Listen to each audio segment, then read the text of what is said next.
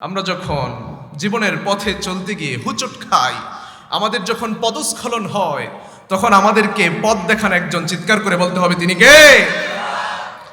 আমি যদি কোনোদিন পথ ভুলে যাই, হাত ছানি দিয়ে কাছে নিও,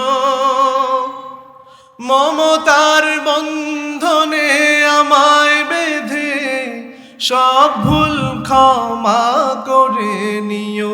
আমি যদি কোনোদিন পথ ভুলে যাই, হাত ছানি দিয়ে কাছে নিও, মমতার বন্ধনে আমায় বেঁধে সব ভুল ক্ষমা করে নিও। চিৎকার করে পড়েন আমিন। এই জন্য ভাইরা আমার, সবসময় প্রশংসা করবো কার? আমরা আল্লাহর কাছে চাইবো, আল্লাহ মুস্তাকিমের পথে রাখো। আমরা প্রতিদিন নামাজের মধ্যে পড়ি, ইহদিনাস সিরাতাল মুস্তাকিম, ও Allah guide us to the straight path, আমাদেরকে সরল পথের পথিক বানাও, আমাদেরকে সোজা পথে চলার তৌফিক দান করো। ঠিক কিনা বলে? এই জন্য ভাইরা আমার, একবার পেয়ারা নবী সাল্লাল্লাহু আলাইহি ওয়াসাল্লাম খেজুর গাছের একটি ডাল নিয়ে মরুভূমির সোজাসুজি ভাবে একটি দাগ দিয়ে বললেন, হাদা সিরাতুল মুস্তাকিম। আবার ডান দিকে দাগ দিলেন, বাঁ দিয়ে দাগ দিলেন, এদিকে ওদিকে দাগ দিয়ে বললেন, হাদিহি সুবুলুশ শাইতান। ওই যে সোজা পথটা দেখছো, যে দাগটা দেখছো, সেটি হচ্ছে সিরাতুল মুস্তাকিমের পথ। আর এদিকে ওদিকে যে রাস্তাগুলো দেখছো, যে দাগগুলো দেখছো, সেগুলো হচ্ছে শয়তানের পথ। তুমি মাহফিলে এসেছো কোরআন ও সুন্নাহর আলোচনা শুনবার জন্য, তোমার ভাইটাকে আয়, আড্ডায় আয়, মদের আড্ডায় আয়, বলে কি বলে না, জোয়ার আড্ডায় আয়, মাহফিলে যাইস না। শীতের মধ্যে গিয়ে মাহফিলে কি করবি? কষ্ট পাবি। অথচ মুমিনরাই মাহফিলে আসে, মসজিদে আসে। ঠিক কিনা বলেন?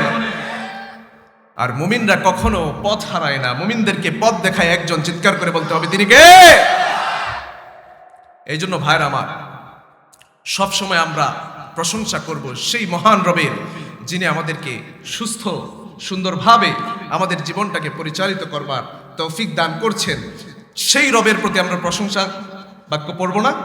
আসুন আমরা সকলেই মনপ্রাণকে উজাড় করে দিয়ে, আকাশ ও বাতাসকে প্রকম্পিত করে আমরা সেই রবের প্রতি কালিমাতুশ শুকর পড়ছি। সকলেই জোরে সরে বলি আলহামদুলিল্লাহ। দুরূদ ও সালাম বর্ষিত হোক মহাবিশ্বের মহামানব, যাকে সৃষ্টি করা না হলে পৃথিবী, এই দুনিয়া, আমি আপনি, আমার পিতা মাতা, আমরা কেউ সৃষ্টি হতাম না প্যারে নবী মুহাম্মদুর রাসূলুল্লাহ সাল্লাল্লাহু আলাইহি ওয়াসাল্লামের উপর। আজকে হোসেনপুর নতুন বাজার কেন্দ্রীয় জামে মসজিদের উদ্যোগে এবং যুব সমাজের উদ্যোগে দুদিনব্যাপী ইসলামী মহাসম্মেলনের আজকের দ্বিতীয় দিন, শেষ সময় চলছে। সেই কাল থেকে আপনারা কোরআন ও সুন্নাহর আলোচনা শুনছেন। আল্লাহ পাক আমাদেরকে এই আলোচনাগুলো শোনার পরে জীবনে পরিচালিত করবার তৌফিক দান করেন। সকলে পড়েন আমিন। এই মাহফিলগুলোকে আল্লাহ পাক আমাদের নাজাতের জরিয়া বানান। সকলে পড়েন আমিন। ভাইরা আমার, আমি আপনাদের সামনে কোরআনুল কারীমের একটা আয়াত তেলাওয়াত করেছি। সেই আয়াতের আলোকে আপনাদের সামনে কিছু কথা বলবার চেষ্টা করবো। মা তৌফিক ইল্লা বিল্লাহ। রব্বুল আলামিন বললেন, কুল ইন কুনতুম তুহিব্বুনাল্লাহা ফাত্তাবিউনি ইউহিব্বুকুমুল্লাহু ওয়া ইয়াগফির লাকুম যুনুবাকুম ওয়াল্লাহু গফুরুর রহিম।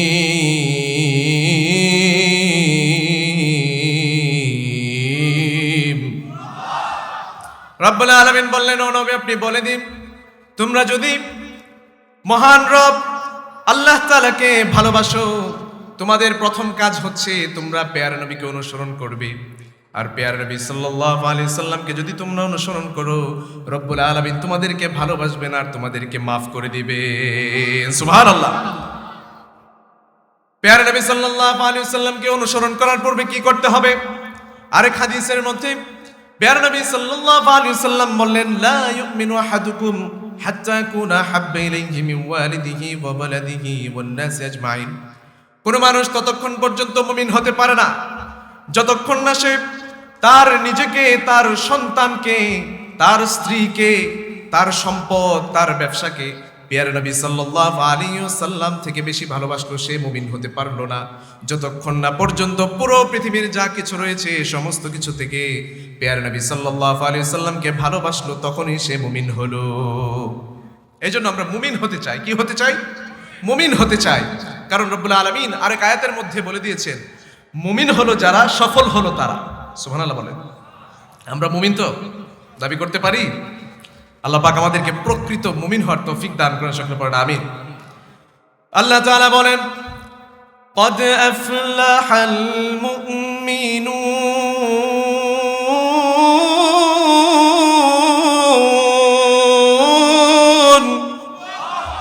রব্বুল আলামিন বললেন, قد أفلح المؤمنون, মুমিন হলো তারা, আর তারাই সফল হলো। মুমিন যে হলো না সে সফল কাম হলো না। পৃথিবীতে বিভিন্ন ক্ষেত্রে মানুষ সফলতা লাভ করে, মানুষ অর্থের মানদণ্ডে সফল হয়, মানুষ ক্ষমতার মানদণ্ডে সফল হয়, মানুষ নাম যশ খ্যাতির মানদণ্ডে সফল হয়, কিন্তু রব্বুল আলামিনের কাছে একমাত্র সফলতা সেই হচ্ছে সবচাইতে সফল, যে ব্যক্তি হচ্ছে মুমিন। ঠিক কিনা? আমরা যদি দেখি টাকার মানদণ্ডে, অর্থের মানদণ্ডে এই পৃথিবীতে সবচাইতে বেশি সফল যদি আমরা দেখি, ইন টার্মস অফ মানি, অর্থের মানদণ্ডে ইলন মাস্ক নামক একজন ব্যক্তি আছে, আমেরিকা। এই ব্যক্তির এত বেশি টাকা এই পৃথিবীতে, আপনারা বোধহয় মুরব্বীরা বিল গেটসের নাম শুনেছেন, কিন্তু এখন আর বিল গেটস 10-এর ভেতরে নয়, পেছনে চলে গিয়েছে। এখন ইলন মাস্ক একটি গাড়ি তৈরি করেছে, টেসলা। এই টেসলা গাড়ি, আপনি যদি হোসেনপুর থেকে কিশোরগঞ্জ পর্যন্ত গাড়িকে বলেন যে যা কিশোরগঞ্জ শহীদ মসজিদের সামনে যা, সে অটোমেটিকলি নিয়ে যাবে। কোথায় মোড় ঘুরাতে হবে, কোথায় থামতে হবে, কোথায় কি আছে সব সে দেখবে। বলেন তাকে এই ব্রেন কে দিল? এরপরে সে একটা রোবট রকেট বানিয়েছে, স্পেসএক্স। এই রকেট, আগে যে রকেটগুলো চাঁদের দেশে যেত সেগুলো আর ফিরে আসতো না, সে এমন রকেট বানালো সেটা আবার পৃথিবীতে এসে ওই স্টেশনের মধ্যে প্রতিস্থাপন হয়। আল্লাহু আকবার। আমরা যদি দেখি ক্ষমতার মানদণ্ডে পৃথিবীতে সবচাইতে সফল হচ্ছে ইন টার্মস অফ পাওয়ার, তিনি হচ্ছেন আমেরিকার প্রেসিডেন্ট ডোনাল্ড ট্রাম্প, তার সবচেয়ে বেশি ক্ষমতা। আমরা যদি দেখি in terms of name and fame, নাম যশ খ্যাতির ক্ষেত্রে পৃথিবীতে সবচাইতে সফল হচ্ছে কিছু খেলোয়াড়। ছোট বাচ্চা থেকে নিয়ে বড় বাবারা পর্যন্ত জানে অমুক দেশের অমুক ফুটবল খেলোয়াড়। ঠিক কিনা বলেন? কিন্তু রাব্বুল আলামিন বললেন, কোন মানুষের অনেক টাকা, কোন মানুষ অর্থের মানদণ্ডে সফল, কোন মানুষ ক্ষমতার মানদণ্ডে সফল, কোন মানুষ নাম যশ খ্যাতির মানদণ্ডে সফল, কিন্তু রব্বুল আলামিনের কাছে ওই ব্যক্তি সবচাইতে প্রিয়, যে ব্যক্তির চাল দিয়ে পানি পড়ে, যে ব্যক্তির ছনের ঘর, যে ব্যক্তি শীতের রাতে কাতরাতে থাকে, ঘুম আসে না, শীতের মধ্যে সে কাঁথা পায় না, কম্বল পায় না, কিন্তু তার হৃদয়ের মধ্যে রব্বুল আলামিন ঈমানটুকু দিয়ে দিয়েছেন, বোঝা গেল সেই রবের কাছে সবচাইতে সফল। ঠিক কিনা? তাহলে আমরা মুমিন হতে চাই। কে কে মুমিন হতে চাই? হাত তুলে দেখায়। আল্লাহ পাক আমার সব ভাইকে প্রকৃত মুমিন হওয়ার তৌফিক দান করেন। হাত নামাক। আল্লাহ পাক আমাদেরকে ঈমানের পথে অবিচল থাকার তৌফিক দান করেন। সকল পড়েন আমিন। ঈমানের পথে অবিচল থেকে আমার মরণ যেন হয়। পড়েন আমিন। ঈমানের পথে অবিচল থেকে আমার মরণ যেন হয়। তোমারই কাছে মিনতি আমার, তোমারই কাছে মিনতি আমার, মহামহিম দয়াময়। ঈমানের পথে অবিচল থেকে আমার মরণ যেন হয়। চিৎকার করে বলেন আমিন। এই জন্য ভাইরা আমার, আমরা মুমিন হতে চাই। কি হতে চাই? আর আমরা যদি মুমিন হতে না পারি আমরা জান্নাতে যেতে পারবো না। আমরা যদি মুমিন হতে পারি তাহলে আমরা জান্নাতুল ফেরদৌসের মধ্যে আমরা থাকতে পারবো। ওই যে সূরাতুল মুমিনুনের মধ্যে রব্বুল আলামিন বললেন, মুমিন হলো যারা, সফল হলোই তারা। আবার মুমিনদের 7টি গুণ বর্ণনা করার পরে রব্বুল আলামিন বলেন, উলাইকা হুমুল ওয়ারিসুন আল্লাযীনা ইয়ারিসুনাল ফিরদাউস হুম ফিহা খালিদুন। কোন মানুষ যদি মারা যায় আর তার যদি সন্তান থাকে, মৃত্যুবরণ করবার পরপরই সেই সন্তান সেই সম্পদের ওয়ারিশ হয়ে যায়। রব্বুল আলামিন বলেন, যে ব্যক্তি মুমিন হলো, কাল কিয়ামতের ময়দানে আমি তাকে জান্নাতুল ফেরদৌসের ওয়ারিশ বানিয়ে দিব। আল্লাহু আকবার। এজন্য ভাইরা আমার, আমরা মুমিন হতে চাই। যদি মুমিন হতে না পারি জান্নাতে যেতে পারবো না। এখন আমাকে একটি কথা বলেন, আমাদের জীবনের লক্ষ্য কি? এইম ইন লাইফ, আমরা ছোটবেলায় বইয়ে পড়েছি, only goal of our life, আমাদের জীবনের একমাত্র লক্ষ্য হচ্ছে কোথায় যাওয়া? বলেন না, কোথায় যাব আমরা? জান্নাতে যাব। জান্নাতে যেতে হলে কি করতে হবে? মুমিন হতে হবে। আর মুমিন হতে হলে কি করতে হবে? প্যারা নবী সাল্লাল্লাহু আলাইহি সাল্লামকে ভালোবাসতে হবে। আর ভালোবাসা কি দিয়ে হবে? ওনাকে অনুসরণ করার মাধ্যমে হবে। রব্বুল আলামিন বললেন, যদি অনুসরণ করো আমি আল্লাহ তোমাদেরকে ভালোবাসবো, ক্ষমা করে দেব। আর আল্লাহ যদি ভালোবাসেন জান্নাতুল ফেরদৌস পাবো কি পাবো না? বলেন। যুগসূত্র বুঝেছেন আপনারা? বুঝতে পেরেছেন কোত্থেকে কোথায় গেল? এই জন্য ভাইরা আমার, ভালোবাসা তৈরি করতে হবে। আজকের আমার আলোচনার মূল বিষয়বস্তু এটা হচ্ছে হব্বুর রাসূল, প্যারা নবী সাল্লাল্লাহু আলাইহি ওয়াসাল্লামকে ভালো কেন আমরা বাসবো? Why should we love the prophet Muhammad Mustafa সাল্লাল্লাহু আলাইহি ওয়াসাল্লাম? কেন আমরা আল্লাহর নবী সাল্লাল্লাহু আলাইহি ওয়াসাল্লামকে ভালোবাসবো? এই সম্পর্কে আমরা কোরআন ও হাদিস থেকে কিছু আলোচনা শুনব। ভাইরা আমার, প্যারা নবীকে কেন ভালোবাসবো জানবার পূর্বে জানতে হবে প্যারা নবী আমাদের জন্য কেমন। প্যারা নবী সাল্লাল্লাহু আলাইহি ওয়াসাল্লামকে এই পৃথিবীতে কেন পাঠানো হলো, কি করে পাঠানো হলো, সেটা আমাদেরকে জানতে হবে। এই জন্য রব্বুল আলামিন কোরআন কারীমের মধ্যে বর্ণনা করলেন, ওয়ামা আরসালনাকা ইল্লা রাহমাতাল লিল আলামিন।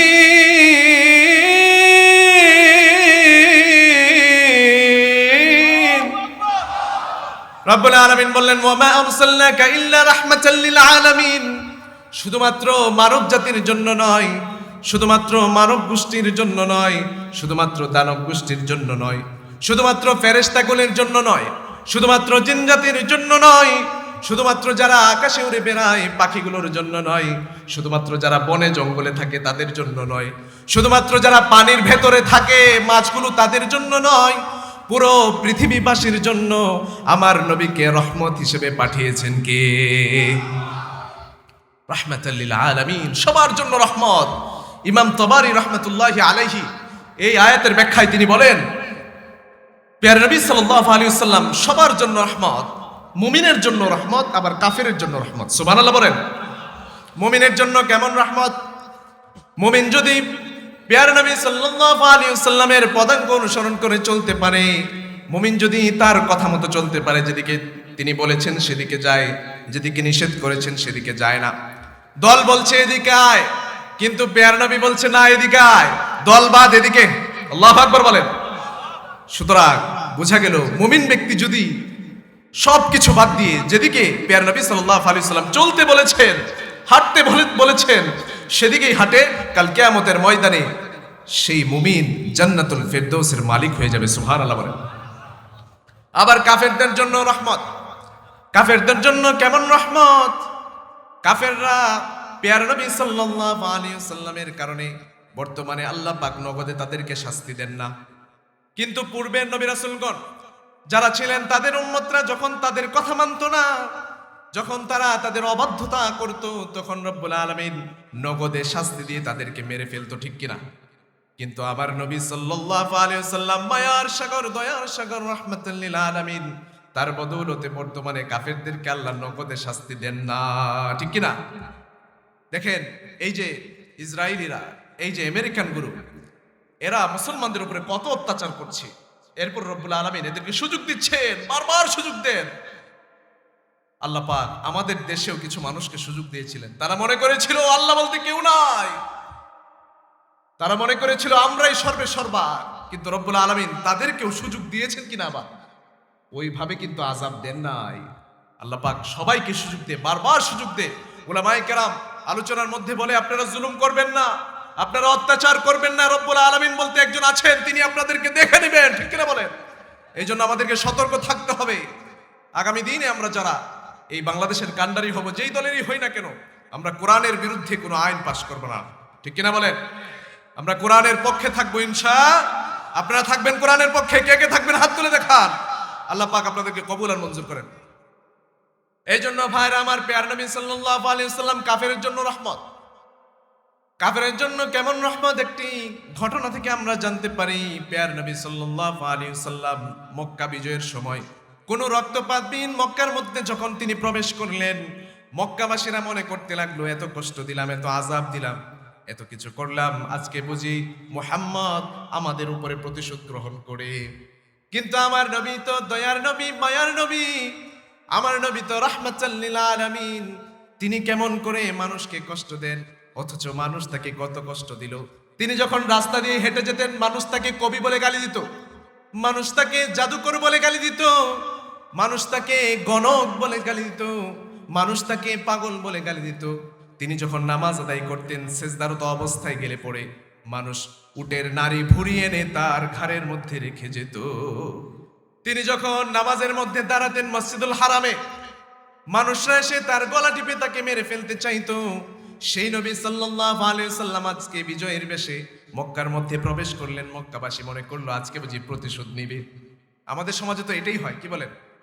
যদি একটু ভাগে পায়, উপায় নাই, ঠিক কিনা বলেন?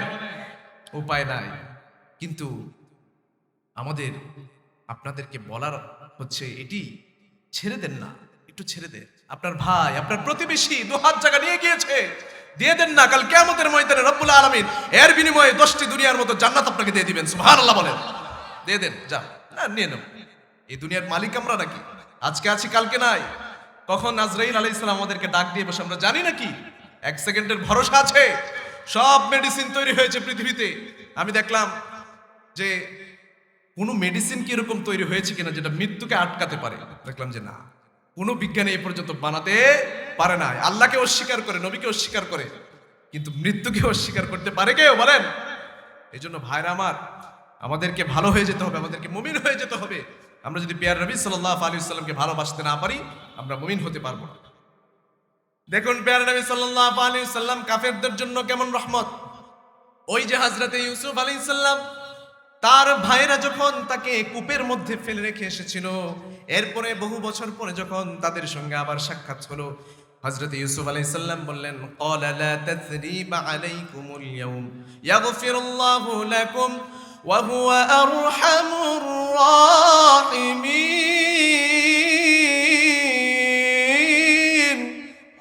হযরত ইউসুফ আলাইহিস সালাম বললেন, তোমরা আমাকে কূপের মধ্যে ফেলে রেখে এসেছিলে, আমি বড় কষ্ট করেছি অনেক বছর, যাও যাও, আজকে তোমাদেরকে আমি মাফ করে দিলাম, তোমাদের উপরে কোনো অভিযোগ নাই। সুবহানাল্লাহ।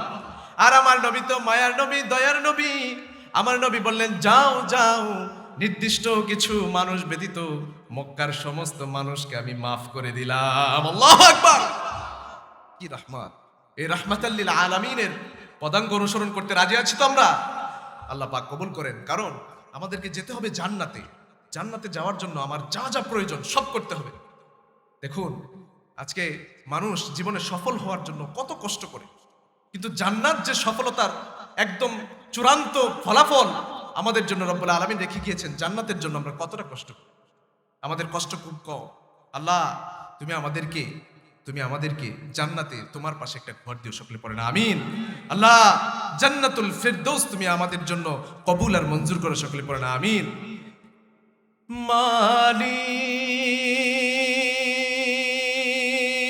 তুমি জান্নাতে, তোমার কাছে আমার একটি ঘর বানিয়ে দিও, একটি ঘর বানিয়ে দিও। মালিক তুমি জান্নাতে, তোমার কাছে আমার একটি ঘর বানিয়ে দিও। সে বিভীষিকাময় মহাদিনে তোমার প্রতিবেশী করে নিও। মালিক তুমি জান্নাতে, তোমার কাছে আমার একটি ঘর বানিয়ে দিও, একটি ঘর বানিয়ে দিও। চিৎকার করে পড়েন আমিন। এই জন্য ভাইরা আমার, আমরা কেন পেয়ার নবী সাল্লাল্লাহু আলাইহি ওয়াসাল্লামকে ভালোবাসবো? পেয়ার নবী সাল্লাল্লাহু আলাইহি ওয়াসাল্লাম উম্মতের চিন্তায়, উম্মতের টেনশনে সিজদার মধ্যে পড়ে পড়ে তিনি আমাদের জন্য কাঁদতেন, উম্মতি উম্মতি বলে। পেয়ার নবী সাল্লাল্লাহু আলাইহি ওয়াসাল্লাম কাঁদতে কাঁদতে চোখের নিচে কালো দাগ পড়ে যেত। পেয়ার নবী সাল্লাল্লাহু আলাইহি ওয়াসাল্লাম সিজদার মধ্যে লুটিয়ে পড়তেন, সিজদার মধ্যে এত বেশি সময় দিতেন যে হাঁটুগুলো ব্যথা কাতর হয়ে যেত। তারপর পেয়ার নবী সাল্লাল্লাহু আলাইহি ওয়াসাল্লাম উম্মতের জন্য কান্না থামাননি। এই অবস্থা থেকে রব্বুল আলামিন কোরআনুল কারীমের মধ্যে আয়াত নাযিল করলেন, ফালাআল্লাকা বাখিউন নাফসাকা আলা আথারিহিম ইল্লাম ইউমিনু বিহাদাল হাদীসি আসাফা। ও নবী, আপনি কি আপনার জীবনটাই শেষ করে দিবেন? আপনি কি আপনার উম্মতের জন্য কাঁদতে কাঁদতে, উম্মতের টেনশন করতে করতে আপনি কি আপনার নিজের প্রাণটাই শেষ করে দিবেন? আপনি কি আর থামবেন না? প্রিয় নবী সাল্লাল্লাহু আলাইহি ওয়াসাল্লাম তারপরও থামেন না, উম্মতের জন্য চিন্তা করতে থাকেন, উম্মতি উম্মতি বলে। আল্লাহু আকবার। মুসলিম শরীফের হাদিস, একদিন প্রিয় নবী সাল্লাল্লাহু আলাইহি ওয়াসাল্লাম কুরআনুল কারীমের দুটো আয়াত তেলাওয়াত করছেন। একটি আয়াতের মধ্যে হযরত ইব্রাহিম আলাইহিস সালাম উম্মতের জন্য কাঁদছেন, উম্মতের মায়ায় রব্বুল আলামিনের কাছে তার উম্মতের ব্যাপারে ক্ষমা প্রার্থনা করছেন। হযরত ইব্রাহিম আলাইহিস সালাম বললেন, রাব্বি ইন্নাহুন্না আদলাল্না কাসীরাম মিনান নাস ফামান তাবিআনি ফাইন্নাহু মিন্নি ওয়া মান আসানি ফাইন্নাকা গফুরুর রহিম।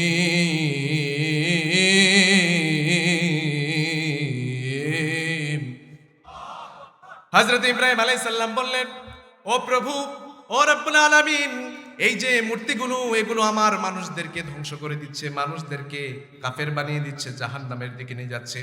রব্বুল আলামিন, যারা আমার সঙ্গে থাকলো তারা তো আমার অনুসরণ করলো, আমার সঙ্গে জান্নাতে যাবে, আর যারা আমার অবাধ্যতা করলো, রব্বুল আলামিন সরাসরি বলেন নাই তুমি মাফ করে দাও। আল্লাহকে বলছেন, আল্লাহ তুমি তো গফুরুর রহিম, তুমি দয়াবান ক্ষমাকারী। এদিকে হযরত ঈসা আলাইহিস সালাম আল্লাহর কাছে উম্মতের জন্য কাঁদছেন, ইন তুআযিবহুম ফাইন্নাহুম ইবাদুক ওয়া ইন তাগফির লাহুম ফাইন্নাকা আনতাল আজিজুল হাকীম। হযরত ঈসা আলাইহিস সালাম রব্বুল আলামিনের কাছে বলছেন, ও রব, এরা তো আপনারই বান্দা, আপনি চাইলে আপনি এদেরকে মাফ করে দিতে পারেন, আবার যদি আপনি চান আপনি এদেরকে ক্ষমাও করে দিতে পারেন, আপনি তো মহাপরাক্রমশালী। এইভাবে দুইজন নবী যখন তাদের উম্মতের জন্য কান্নাকাটি করছেন, মাগফিরাত কামনা করছেন, আমার নবী বলে, আমি তো দয়ার সাগর, মায়ার সাগর, রাহমাতাল লিল আলামিন, আমি আমার উম্মতের ব্যাপারে কেন চুপ থাকবো? আল্লাহ গো, তুমি আমার উম্মতকে মাফ করে দাও। আল্লাহু আকবার। উম্মতি উম্মতি বলতে লাগলেন। হাদিসে পাকের মধ্যে এসেছে তিনি ছোট বাচ্চাদের মতো কাঁদতে লাগলেন। আল্লাহু আকবার বলেন। প্যারা নবী সাল্লাল্লাহু আলাইহি ওয়াসাল্লামের এই অবস্থা থেকে রব্বুল আলামিন জিবরাইল আমিনকে পাঠিয়ে দিলেন, যাও যাও, আমার মহব্বতের নবী, আমার প্যার নবী, আমার হাবিব কি চায়, যাও শুনে আসো। হযরতে জিবরাইল আলাইহিস সালাম এসে জিজ্ঞেস করলেন, ও নবী আপনি কি চান? নবীজি বললেন, আমি উম্মতের ক্ষমা চাই, উম্মতের জন্য জান্নাত চাই। এরপরে জিবরাইল আমিন রব্বুল আলামিনের কাছে গিয়ে বললেন, ও আল্লাহ, তিনি তো এটা চান।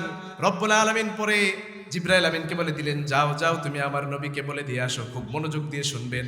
রব্বুল আলামিন বললেন, আমি আমার উম্মতের, আপনার উম্মতের ব্যাপারে আপনাকে আমি অসন্তুষ্ট করব না, আপনাকে আমি সন্তুষ্টই করে ছাড়বো। সুবহানাল্লাহ।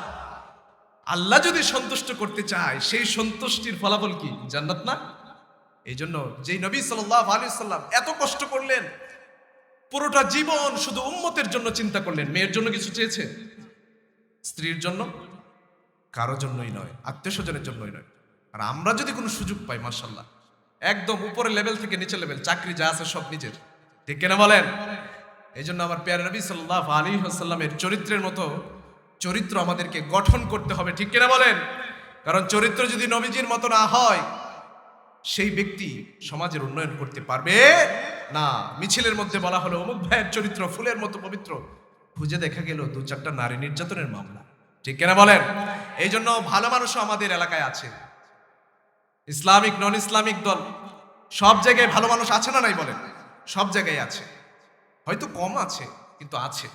আমরা ভালো মানুষদেরকে আগামী দিনের জন্য আমাদের নেতা হিসেবে আমরা গ্রহণ করব। ভাইরা আমার, আমরা নবীজি সাল্লাল্লাহু আলাইহি ওয়াসাল্লামের সিরাত গ্রন্থটা আমরা জানি না।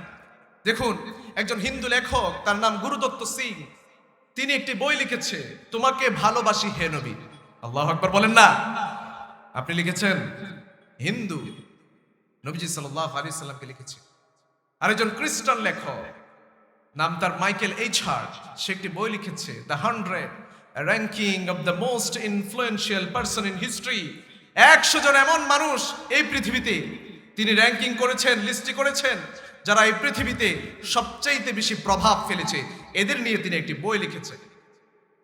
মানুষের নজর পড়ল ওই বইয়ের দিকে।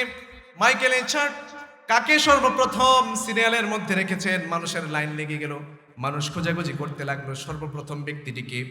মানুষ যখন খোঁজাখুঁজি করতে করতে যখন বইটি লঞ্চ হলো, বইটি যখন খুলে দেখা হলো, তখন দেখা গেল সর্বপ্রথম যেই নামটি জলজল করছে তিনি আর কেউ নন, আমার নবী, আপনার নবী, মায়ার নবী, দয়ার নবী মুহাম্মদুর রাসূলুল্লাহ সাল্লাল্লাহু আলাইহি ওয়াসাল্লাম। সুবহানাল্লাহ।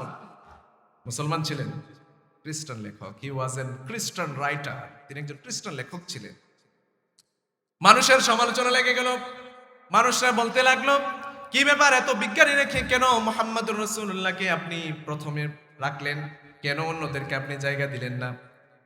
তিনি তখন উত্তর দিলেন, he was the only man in history who was supremely successful on both the religious and the secular level. তিনি বললেন, তিনি হচ্ছেন এই পৃথিবীতে একমাত্র ব্যক্তি যিনি শুধুমাত্র ধর্মীয় ক্ষেত্রে নয়, নামাজ পড়ো, রোজা রাখো, ইবাদত করো, এগুলো নয়, তিনি জাগতিক ক্ষেত্র সমানভাবে প্রভাব ফেলেছেন। চিৎকার করবেন আল্লাহু আকবার। শুধু তাই বলেননি, তিনি বললেন, he was an undisputed leader of this world. তিনি শুধুমাত্র ধর্মীয় ক্ষেত্রে প্রভাব ফেলেননি, তিনি শুধুমাত্র জাগতিক ক্ষেত্রে প্রভাব ফেলেননি, তিনি একজন নেতা নন, তিনি একজন মহান নেতা। তিনি এই পৃথিবীর একজন অবিসংবাদিত মহান নেতা। আল্লাহু আকবার বলেন। ওই নবীকে মানার দরকার আছে না নাই বলেন? ওই নবীকে ভালোবাসার দরকার আছে না নাই বলেন? নবীজির বিরুদ্ধে আমার দেশে কিছু মানুষ যাচ্ছে কি যাচ্ছে না বলেন? আমরা দেখলাম আমাদের দেশে কাদিয়ানি নামক একটি গোষ্ঠী, এরা মুসলমান নামধারী, মুসলমানের নাম নিয়ে এরা ইসলামকে বিকৃত করছে, কুফরি করছে। আমাদের দাবি হচ্ছে, এই বাংলার মাটিতে আগামী 15ই নভেম্বর, আগামী শনিবার দিন সোহরাওয়ার্দী উদ্যান থেকে পুরো বাংলার মানুষ এসে পড়বে। বাংলার মানুষের একটাই দাবি, কাদিয়ানীদেরকে কাফের ঘোষণা করতে হবে। কে কে রাজি আছেন হাত তুলে দেখান।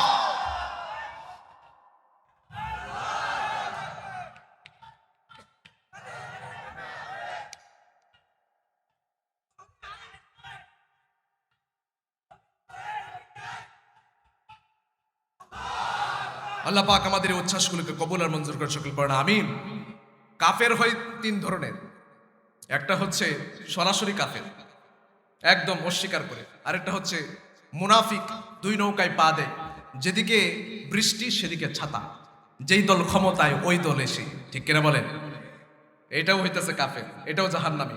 আরেকটা হইতেছে সবচাইতে খারাপ, সবচাইতে বিখাউজ মার্কা। এটা হইতেছে সে মুসলমান দাবি করে, আবার ইসলামকে সে বিকৃত করে ব্যবহার করে। প্যার নবী সাল্লাল্লাহু আলাইহি ওয়াসাল্লামকে শেষ নবী হিসেবে তারা মানছে না। 1835 সনে মির্জা গোলাম আহমদ কাদিয়ানি, এই ব্যক্তি কাদিয়ান নামক একটি জায়গায় সে জন্মগ্রহণ করলো। 1882 সনে সে বলল তার উপরে নাকি ইলহাম আসছে। নাউজুবিল্লাহ বলেন।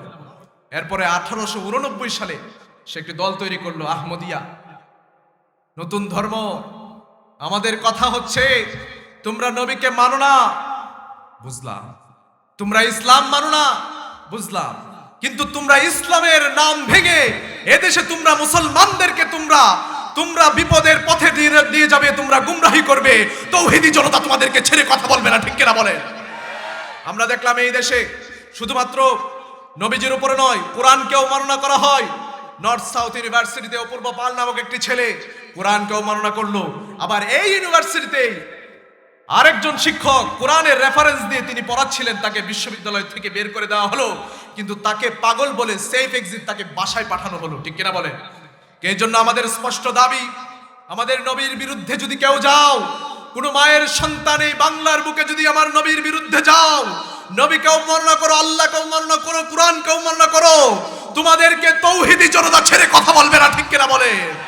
আমরা দাবি জানাই, এই হুসেনপুরের চৌরাস্তার মোড়ে ওই বেটাকে কিংবা যে আমার নবীকে গালি দিল, আমার আল্লাহকে গালি দিল, আমার কোরআনকে অবমাননা করলো, তাকে প্রকাশ্যে ফাঁসির কাস্টে ঝুলাতে হবে। কে কে রাজি আছেন হাত তুলে দেখান।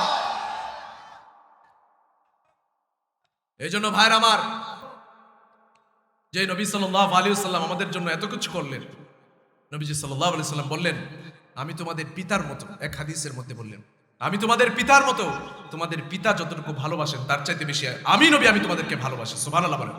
আর এক হাদিসের মধ্যে বললেন, মা মিন মুমিনিন ইল্লা ওয়া আনা আউলান নাস বিহি ফিদ দুনিয়া ওয়াল আখিরাহ, মুমিনের জন্য এই দুনিয়া এবং আখিরাতে আমি নবী ব্যতীত আর কেউ তার আপন নয়। সুবহানাল্লাহ বলেন। আরেক আয়াতের মধ্যে রব্বুল আলামিন বললেন, লাকাদ জাআকুম রাসূলুম মিন আনফুসিকুম আজিজুন আলাইহি মা আনিতুম হারিসুন আলাইকুম বিল মুমিনিনা রাউফুর রহিম।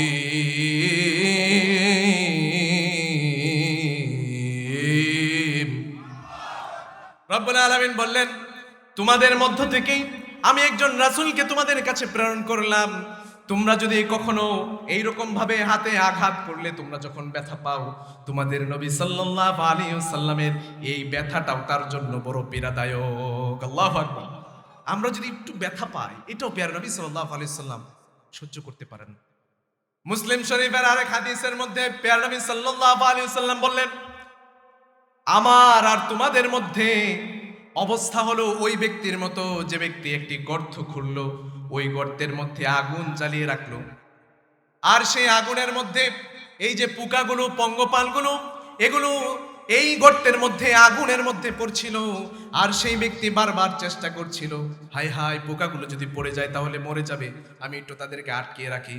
প্যারা নবী সাল্লাল্লাহু আলাইহি সাল্লাম বললেন, তোমরাও তো জাহান্নামে চলে যাচ্ছ, আমি নবী তোমাদেরকে তোমাদের কোমর ধরে ধরে তোমাদেরকে বাঁচাতে চেষ্টা করি। আল্লাহু আকবার। কোমর ধরার মানে বুঝেন? কোমর ধরার মানে হচ্ছে শক্তভাবে ধরা।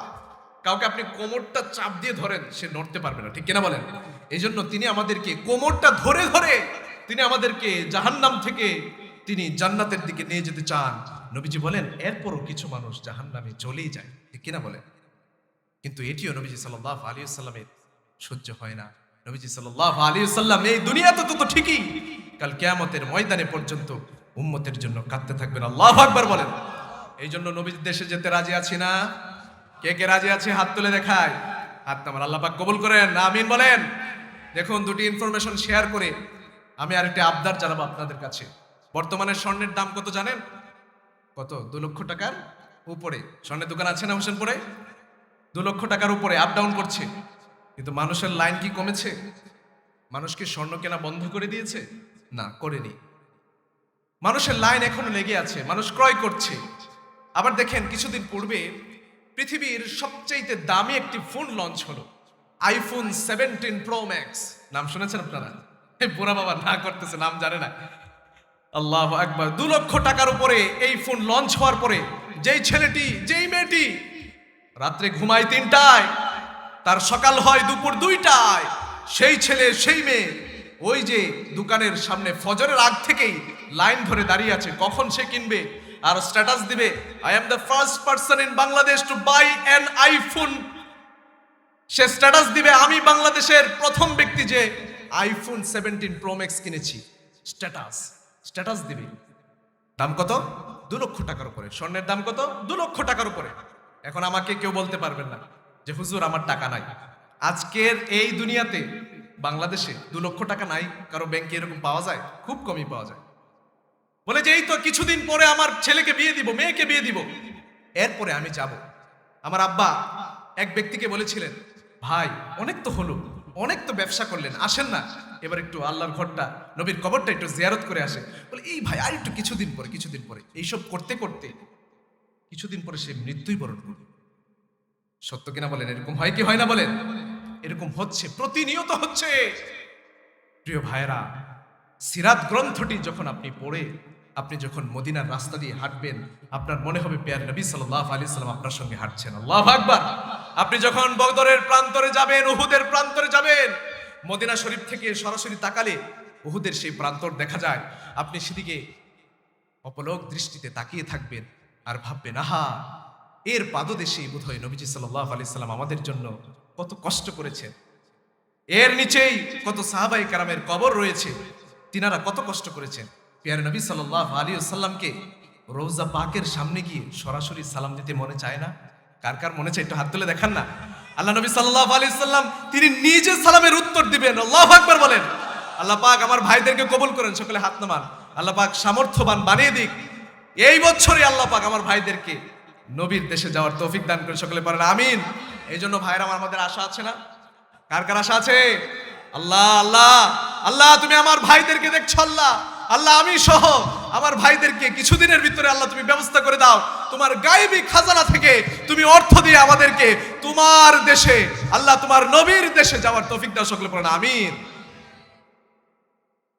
মনে বড় আশা ছিল যাব মদিনা,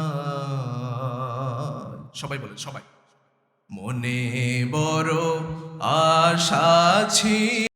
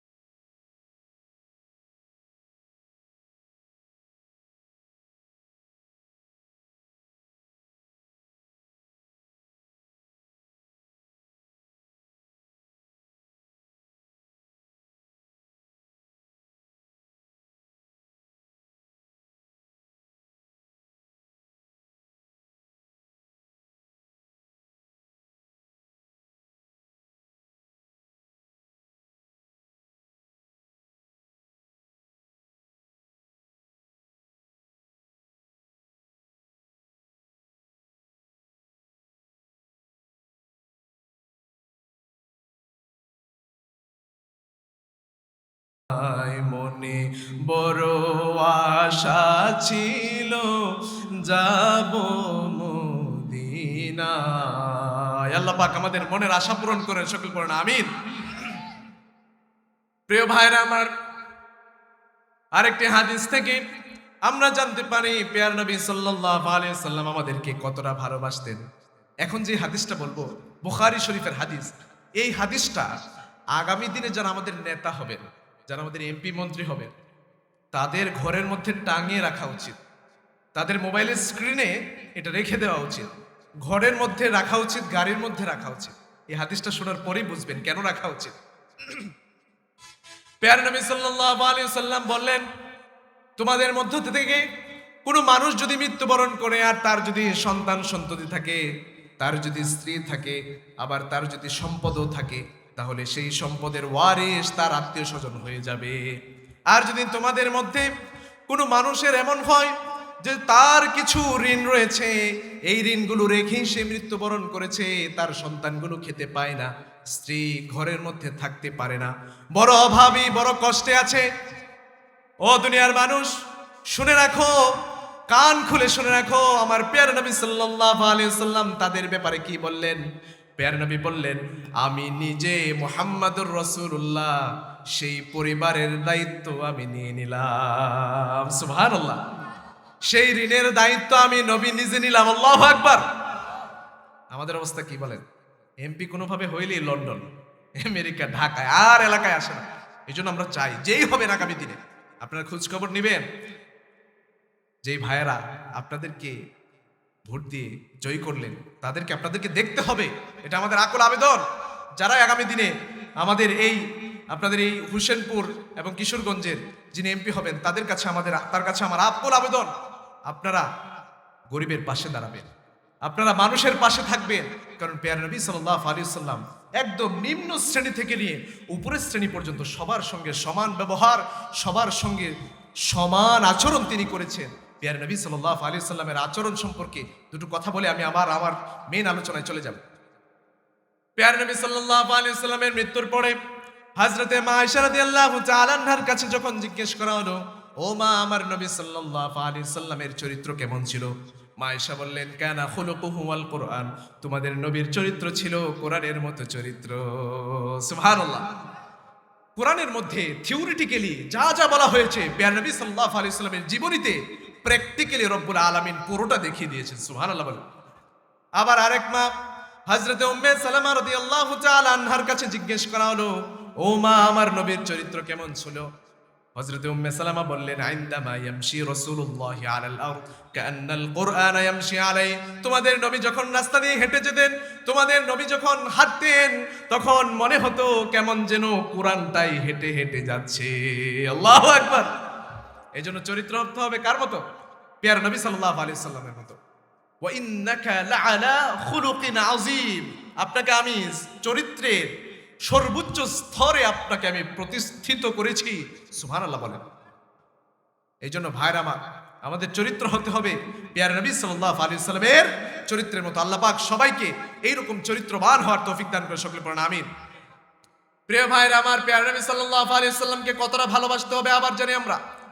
প্যারা নবী সাল্লাল্লাহু আলাইহি ওয়াসাল্লাম মক্কার মধ্যে দাওয়াত দেওয়ার পরে যখন দেখলেন মক্কাবাসীরা আর দাওয়াত তার শুনছে না, মক্কাবাসীরা ঈমান আনছে না, তিনি চিন্তা করলেন, আমার দুধ মা হালিমার দেশে একটু যাই, তায়েফের ময়দানে একটু যাই, তায়েফের মানুষেরা যদি আমার উপরে ঈমান আনে। প্যারা নবী সাল্লাল্লাহু আলাইহি ওয়াসাল্লাম একটি মাস তায়েফের ময়দানে অতিক্রান্ত করার পরে মানুষ তো তার কথা শুনলই না, বরং তাকে ঘাড় ধাক্কা দিয়ে বের করে দিল। শুধুমাত্র ঘাড় ধাক্কা দিয়ে বের করে দেয় নাই, তায়েফের ময়দানে, তায়েফের একটি বাজারের মধ্যে যখন তিনি অতিক্রম করছিলেন, তখন তায়েফের দুষ্ট লোকেরা আমার নবীজিকে দেখিয়ে দিয়ে দুষ্ট ছেলেদেরকে বলে দিল, যাও এই লোকটাকে তোমরা পাথর নিক্ষেপ করো। দুষ্ট ছেলেগুলো আমার নবীর উপরে পাথর নিক্ষেপ করতে লাগলো। পাথর নিক্ষেপ করতে করতে আমার নবীর শরীর থেকে এমন ভাবে রক্ত ঝরছিল, আপনি আমি যখন প্রতিদিন গোসলখানায় গোসল করার পরে আমাদের চুল থেকে যেমন করে টপ টপ করে পানি পড়ে, প্যারা নবী সাল্লাল্লাহু আলাইহি ওয়াসাল্লামের শরীর থেকে টপ টপ করে রক্ত ঝরছিল। খেয়ে না খেয়ে দিন প্রচারের কাজে নিজেকে দিয়ে ছবি নিয়ে তায়েফের কাফিরেরা চিনল না সে আলো, দুষ্ট ছেলেদের পিছু দিল লেলিয়ে পাথরের আঘাতে ক্ষত বিক্ষত হয়ে সারা শরীর থেকে রক্ত ঝরে। হে রাসূল, তোমাকে ভুলি আমি কেমন করে? হে রাসূল, তোমাকে ভুলি আমি কেমন করে? ভোলা যায়? প্যারা নবীকে ভোলা যায়? বলেন না, ভোলা যায়? যদি ভুলতে নাই পারেন, প্যারা নবী সাল্লাল্লাহু আলাইহি ওয়াসাল্লামের বিরুদ্ধে আজকে যারা গেল, প্রয়োজনে তাদের বিরুদ্ধে আমরা যুদ্ধ করব। রাজি আছেন না ইনশাআল্লাহ? আল্লাহ পাক সব ভাইকে কবুল আর মঞ্জুর করেন। কারণ শাহাদাতের তামান্না যদি আপনার না থাকে, জিহাদের তামান্না যদি আপনার না থাকে, আপনি মুমিন হতে পারবেন না। হযরতে ওমর রাদিয়াল্লাহু তাআলা আনহু বললেন, আল্লাহুম্মা আরযুকনি শাহাদাতান ফি সাবিলিক ওয়াজআল মাউতি ফি বালাদি রাসূলিক। ও আল্লাহ, আপনি আমাকে আপনার রাস্তায় জিহাদের ময়দানে আমাকে মৃত্যু দিয়েন, আমাকে শাহাদাতের মর্যাদা দিয়েন, আর আমাকে আপনার নবীর শহরে মৃত্যুবরণ করার তৌফিক দিয়েন। যারা গিয়েছেন মদিনাতে, প্যার নবী সাল্লাল্লাহু আলাইহি সাল্লামের পাশেই হযরত আবু বকর, তার পাশে হযরত উমর রাদিয়াল্লাহু তাআলা আনহুর কবর। এই জন্য ভাইরা আমার, আমরা যদি শাহাদাতের তামান্না নিয়ে, আকাঙ্ক্ষা নিয়ে আমরা যদি বিছানায় শুয়েও মরে যাই, কাল কিয়ামতের ময়দানে রব্বুল আলামিন শহীদদের কাতারে আমাদের নাম লিখে দিবেন। আল্লাহু আকবার বলেন। ভাইরা আমার, তায়েফের ময়দানে যখন এই ঘটনা ঘটলো, আল্লাহ তাআলা ফেরেশতা পাঠিয়ে দিয়ে বললেন, যাও যাও আমার নবীকে গিয়ে বলো, আপনি শুধু একবার আদেশ করেন, আমরা দুইটি পাহাড়কে একসঙ্গে একত্রিত করে এদেরকে ধ্বংস করে দিব, এদেরকে মেরে ফেলবো। কিন্তু প্যারে নবী সাল্লাল্লাহু আলাইহি ওয়াসাল্লাম, তিনি তো দয়ার সাগর, মায়ার সাগর, তিনি কারো জন্য বদদুয়া করতে পারেন না। তিনি বললেন, আল্লাহুম্মা হদি কওমি ফাইন্নাহুম লা ইয়ালামুন। আল্লাহ গো, এরা বুঝে না, এরা বুঝে না, এদেরকে তুমি হেদায়েত দান করো। সুবহানাল্লাহ। তিনি বললেন, আমি আশা করি যে এদের ঔরস থেকে যে সন্তানগুলো বের হবে, তারা আগামী দিনে আমার উপরে ঈমান আনবে, আল্লাহর উপরে ঈমান আনবে। দেখুন আজকে তায়েফে যারা গিয়েছেন উমরা কিংবা হজে, রাস্তায় রাস্তায় মসজিদ আর মুসলমান। সুবহানাল্লাহ বলেন। তায়েফের সেই পাহাড়গুলোর দিকে আমি তাকিয়ে দেখলাম। আমি যখন গেলাম তায়েফের সেই পাহাড়, আঁকাবাঁকা রাস্তা, আমি দেখলাম যদি ওই সময় নবীজি ওই দোয়াটা করেই ফেলতেন, আজকে শুধু ধ্বংসস্তূপই থাকতো, আর কিছু থাকতো না। কিন্তু আমার নবী তো দয়ার সাগর, মায়ার সাগর। প্রত্যেক নবী রাসূলগণকে আল্লাহ পাক একটি দোয়া দিয়েছিলেন, মুস্তাজাবুদ দাওয়া লিকুল্লি নাবিয়্যিন দাওয়া মুস্তাজাবা। প্রত্যেক নবীকে এমন একটি দোয়া দিয়েছিলেন যে দোয়াটি করার সঙ্গে সঙ্গে রব্বুল আলামিন কবুল করে নিতেন। কিন্তু আমার নবী সাল্লাল্লাহু আলাইহি ওয়াসাল্লাম এই দোয়াটি দুনিয়াতে করেন নাই। দুনিয়াতে যত নবী রাসূলগণ এসেছেন সবাই এই দোয়াটি করে গিয়েছেন, কিন্তু আমার নবী সাল্লাল্লাহু আলাইহি ওয়াসাল্লাম এই দোয়াটি করেননি। নবী বলেন, আমি এই দোয়াটি কাল কিয়ামতের ময়দানে আমার উম্মত যখন সবচাইতে কঠিন অবস্থার মধ্যে থাকবে, সবচাইতে অসহায় থাকবে, আমি সেই দিন আমার উম্মতদেরকে ওই দোয়াটি করে করে জান্নাতে নিয়ে যাব। সুবহানাল্লাহ। ভাইরা আমার, শাফাতের একটি বিশাল হাদিস আছে, বিশাল হাদিস। প্যারা নবী সাল্লাল্লাহু আলাইহি ওয়াসাল্লাম একবার নয়, দুবার নয়, তিনবার নয়, চারবার পর্যন্ত রব্বুল আলামিনের কাছে চাইবেন, আল্লাহ তুমি আমার উম্মতকে ক্ষমা করে দাও, আল্লাহ আমার উম্মত জাহান্নামে থাকবে, আমি জান্নাতে যাব, আমি পারবো না, আল্লাহ গো তুমি আমার উম্মতকে জাহান্নামের আগুন থেকে বাঁচিয়ে তোলো। বুখারী শরীফের হাদিস, হযরতে আনাস ইবনে মালিক রাদিয়াল্লাহু তাআলা আনহু বর্ণনা করেন, ওই যখন বিভীষিকাময় সময় চলতে থাকবে, কুরআনুল কারীমের মধ্যে আল্লাহ পাক সুন্দর করে বলে দিয়েছেন ওই সময়ের অবস্থা কেমন থাকবে। ইয়াউমা ইয়াফিরুল মারউ মিন আখিহি ওয়া উম্মিহি ওয়া আবিহি ওয়া সাহিবাতিহি ওয়া বানিহি। ওই কিয়ামতের ময়দানে মানুষের মাথার উপরে যখন সূর্য চলে আসবে, মানুষের মাথার মগজগুলো যখন নাক মুখ দিয়ে বের হতে থাকবে, বুঝ হয়ে বের হতে থাকবে, সেদিন মানুষ এদিক ওদিক ঘোরাফেরা করতে থাকবে। একবার হযরতে আদম আলাইহিস সালামের কাছে যাবে, ও আদম নবী, আপনি প্রথম নবী, আপনি আমাদের পিতা, আপনি আল্লাহর কাছে দোয়া করে আমাদেরকে জাহান্নামের আগুন থেকে রক্ষা করেন। আদম নবী বলবেন, না আমি এর উপযুক্ত নই, যাও ইব্রাহিম আলাইহিস সালামের কাছে যাও। হযরতে ইব্রাহিম আলাইহিস সালামের কাছে যখন যাবে, হযরতে ইব্রাহিম আলাইহিস সালাম বলবেন, না না আমি এর উপযুক্ত নই, যাও মুসা আলাইহিস সালামের কাছে যাও। মুসা আলাইহিস সালামের কাছে যাওয়ার পরেও তিনি বলবেন, না আমি এর উপযুক্ত নই, যাও ঈসার কাছে যাও।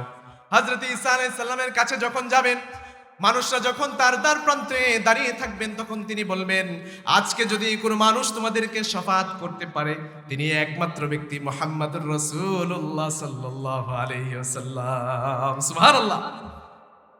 প্যারা নবী সাল্লাল্লাহু আলাইহি ওয়াসাল্লামের কাছে মানুষরা ছুটে যাবে, এরা জাহান্নামী, জাহান্নামে চলে গিয়েছে, এই অবস্থা। প্যারা নবী সাল্লাল্লাহু আলাইহি ওয়াসাল্লামের কাছে গিয়ে বলবেন, ও নবী আপনি আমাদের জন্য শাফাত করেন। প্যারা নবী বলবেন, হ্যাঁ আমি এর উপযুক্ত, আমি আজকে তোমাদের জন্য শাফাত করব। প্যারা নবী সাল্লাল্লাহু আলাইহি ওয়াসাল্লাম আল্লাহর দরবারে গিয়ে সেজদারত অবস্থায় বলবেন, আল্লাহ গো উম্মতি উম্মতি উম্মতি। সুবহানাল্লাহ। আল্লাহ বলবেন, মাথা উঠান, কি চান বলেন, আমি আজকে দিয়ে দিব। আল্লাহু আকবার। আপনি শাফাত করেন, আমি গ্রহণ করব। প্যারা নবী সাল্লাল্লাহু আলাইহি ওয়াসাল্লাম যখন বললেন যে আমার উম্মতকে তুমি ও আল্লাহ জাহান্নামের আগুন থেকে তুমি মুক্তি দিয়ে জান্নাতে নিয়ে যাও, আল্লাহ রাব্বুল আলামিন বললেন, যাও যাও, কারোর হৃদয়ের ভেতরে যদি জব কিংবা গম পরিমাণ ঈমান থাকে, তাকে জাহান্নামের আগুন থেকে তুলে নিয়ে এসে জান্নাতে নিয়ে যাও। সুবহানাল্লাহ। এইভাবে দ্বিতীয়বার যাবেন, দ্বিতীয়বার গিয়ে বলবেন, ও আল্লাহ, আরো কিছু উম্মত রয়েছে, তারাও জাহান্নামের আগুনে পড়ছে, আল্লাহ গো, আমি তাদেরকেও জান্নাতে নিয়ে যেতে চাই। এরপরে রব্বুল আলামিন বলবেন, যাও যাও, যাদের মধ্যে সরিষা দানা পরিমাণ ঈমানটুকু বিদ্যমান রয়েছে, তাদেরকেও তুমি জাহান্নামের আগুন থেকে মুক্ত করে জান্নাতে নিয়ে যাও। এরপরে তৃতীয়বার আবার যাবেন, আল্লাহু আকবার। তৃতীয়বার আবার গিয়ে বলবেন, ও আল্লাহ, আরো কিছু মানুষ রয়ে গেছে। রব্বুল আলামিন বলবেন, যাও, সরিষা দানার কম যদি কোনো কারো ঈমান থাকে, যাও, তুমি তাদেরকেও জান্নাতে নিয়ে যাও। সুবহানাল্লাহ বলেন। এরপরে হযরত আনাস ইবনে মালিক রাদিয়াল্লাহু তাআলা আনহু তিনি আর কোনো কিছু বর্ণনা করেননি। তো এই লোকগুলো যারা শাফায়াতের এই হাদিস জানতে চেয়েছিলেন, তারা হযরত হাসান রাহমাতুল্লাহি আলাইহি তার কাছে গেলেন, যিনি হযরত আনাস ইবনে মালিক রাদিয়াল্লাহু তাআলা আনহুর কাছে 20 বছর পূর্বে এই হাদিসটি শুনেছিলেন। তার কাছে যাওয়ার পরে আনাস ইবনে মালিকের এই ঘটনা যখন তারা বললেন, তিনি বললেন, হ্যাঁ, এই হাদিস ঠিক আছে, সহিহ। তবে তিনি কি তোমাদেরকে এরপরে আর কোনো কিছু বলেননি? তারা বললেন, না, আর তো কিছু বলেননি। হযরত হাসান বললেন, হয়তো আনাস ইবনে মালিক রাদিয়াল্লাহু তাআলা আনহু 20 বছর পূর্বে আমাকে বলেছিলেন, হয়তো তিনি ভুলে গিয়েছেন, বার্ধক্যে পরিণত হয়েছে, হয়তো ভুলে গিয়েছেন, অথবা হয়তো তিনি তোমাদেরকে এই কারণে বলেননি যে তোমরা এত সহজভাবে জান্নাতে চলে যাওয়া, এটা শুনে আর আমলই করবা না।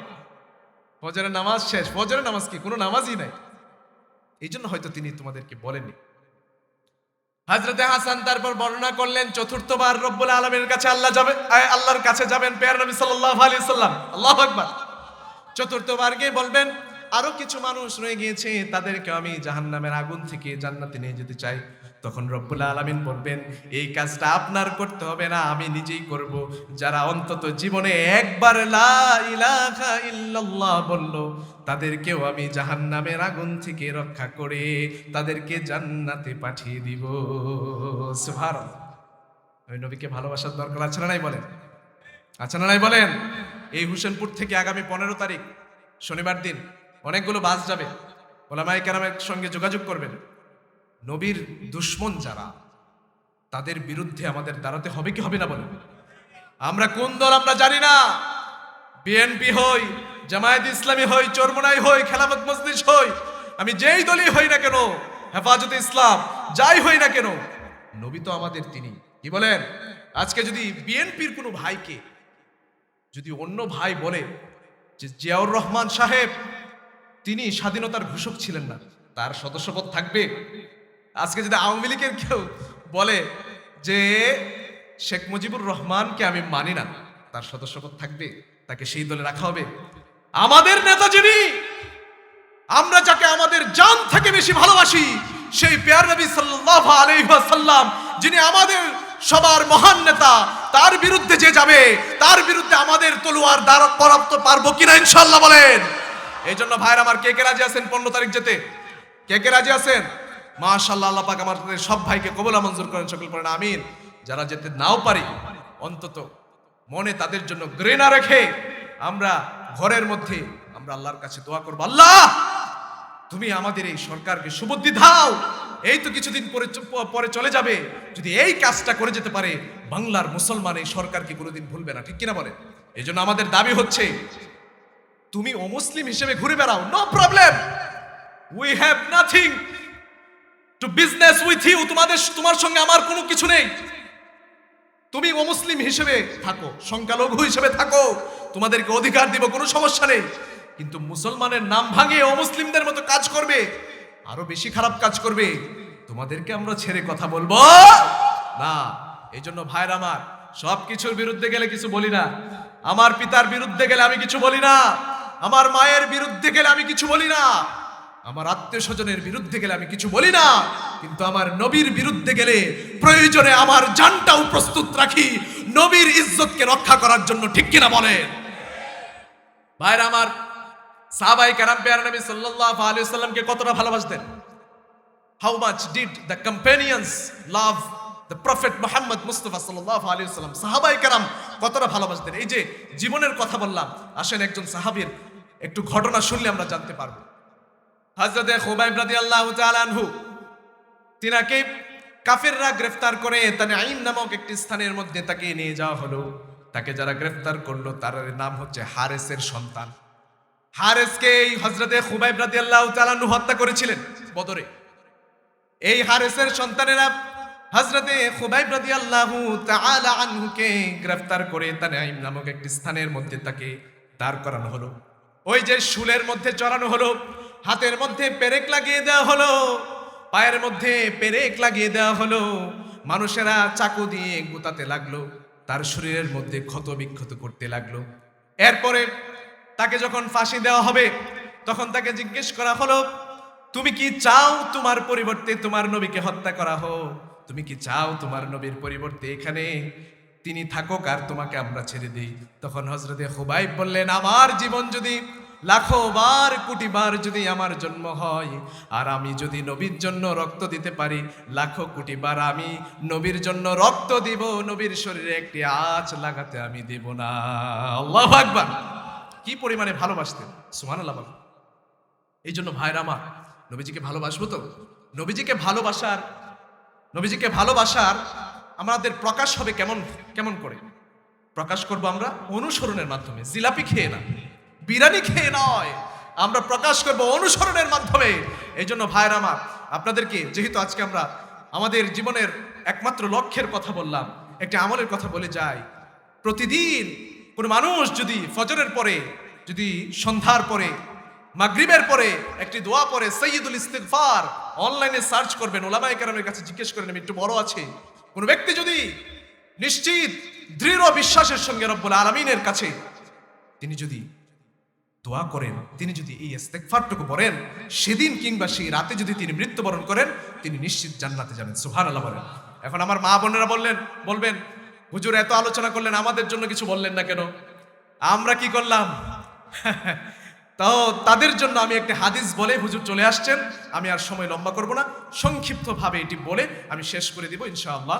প্রিয় নবী সাল্লাল্লাহু আলাইহি সাল্লাম বললেন, ইদা সাল্লাতিল মারআতু খামসাহা ওয়া সামাত শাহরাহা ওয়া হাসানাত ফারজাহা ওয়া আতাআত যাওজাহা, কোন মহিলা, কোন মেয়ে যদি, কোন মা যদি চারটি কাজ জীবনে করতে পারে, এক নম্বরে হচ্ছে সে যদি 5 ওয়াক্ত নামাজ সুন্দরভাবে আদায় করতে পারে, 2 নম্বরে সে মহিলা যদি রোজাটা সুন্দরভাবে আদায় করতে পারে, 3 নম্বরে সে যদি লজ্জাস্থানের হেফাজত করতে পারে। আজকে আমাদের মেয়েগুলো নিজেদেরকে বড় সস্তা মনে করে এখানে সেখানে পার্কে রাস্তাঘাটে তাদের লজ্জাগুলোকে বিলিয়ে দেয়, ঠিক কিনা বলেন?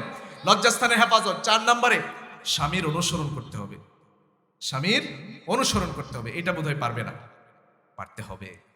তাহলে নামাজ, রোজা, লজ্জাস্থানের হেফাজত এবং স্বামীর অনুসরণ। প্রিয় নবী বললেন, কিলা লাহা দুখুলিল জান্নাহ মিন আইয়ি আবওয়াবিল জান্নাতি শিতা, কাল কিয়ামতের ময়দানে জান্নাতের যে কোনো দরজা দিয়ে আমার সেই মা বোনেরা প্রবেশ করতে পারবে। সুবহানাল্লাহ বলেন। আল্লাহ পাক আজকে যেই আলোচনাটা করলাম, সেই আলোচনার উপরে আল্লাহ পাক সর্বপ্রথম আমাকে এবং আপনাদেরকে আমল করার তৌফিক দান করেন এবং আমাদের জীবনে এই কথাগুলোকে পরিচালিত করার তৌফিক দান করেন, এবং আল্লাহ যেন প্রিয় নবী সাল্লাল্লাহু আলাইহি ওয়াসাল্লামের জন্য আমাদের হৃদয়ে ভালোবাসা, পুরো পৃথিবীর চাইতে বেশি ভালোবাসা যেন আল্লাহ পাক তৈরি করে দেন, এবং আমরা যেন প্রিয় নবীর জন্য প্রয়োজনে জিহাদের ময়দানে গিয়ে শাহাদাত বরণ করতে পারি। আল্লাহ পাক যেন আমাদেরকে কবুল আর মঞ্জুর করেন। সকলে পড়েন আমিন। ওয়া আখিরু দাওয়ানা আনিল হামদুলিল্লাহি রাব্বিল আলামিন। ওয়াসসালামু আলাইকুম ওয়া রাহমাতুল্লাহি ওয়া বারাকাতুহু।